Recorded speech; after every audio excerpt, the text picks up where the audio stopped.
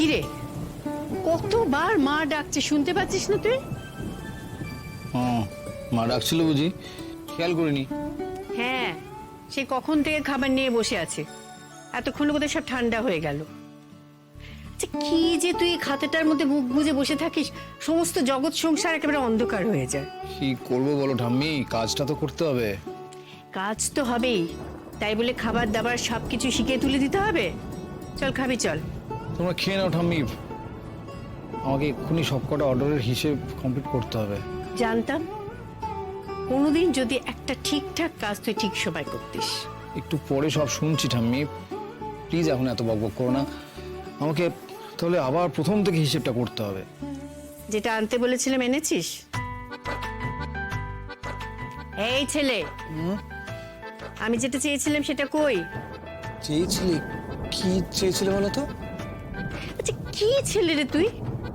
তোর একমাত্র ঠাম্মি তোর কাছ থেকে একটা জিনিস চাইলো, তুই ভুলে গেলি?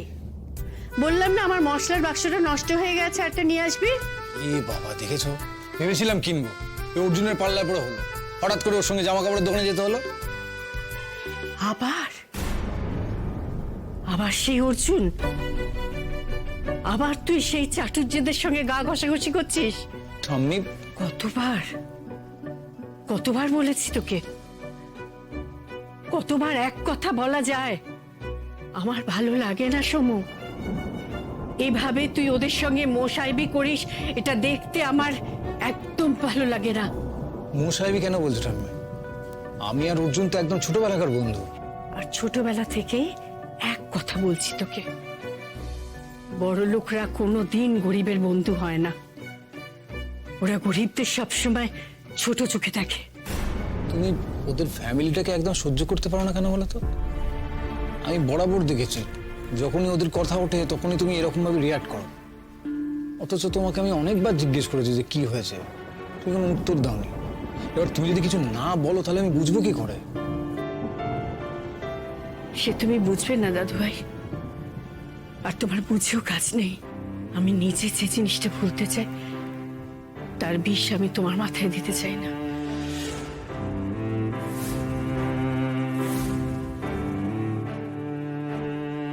কিসের বিষ ঠাম্মি? আচ্ছা, কি এমন হয়েছে যেটা তুমি ভুলতে চাও? আমি ছোটবেলা থেকে অনেকবার তোমাকে জিজ্ঞেস করেছি কিন্তু কোনো উত্তর পাইনি। আচ্ছা, একটা সত্যি কথা বলো তো, নর্থ বেঙ্গলে থাকাকালীন কি তোমার সঙ্গে ওদের ফ্যামিলির কোনো ঝামেলা হয়েছিল?